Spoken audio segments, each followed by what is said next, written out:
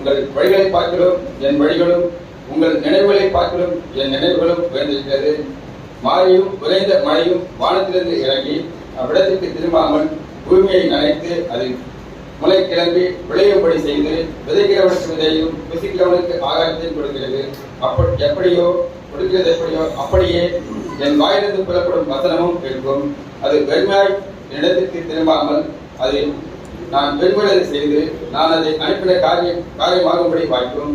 நீங்கள் மகிழ்ச்சியாய் புறப்பட்டு சமாதானத்தை கொண்டு போகப்படுவீர்கள்.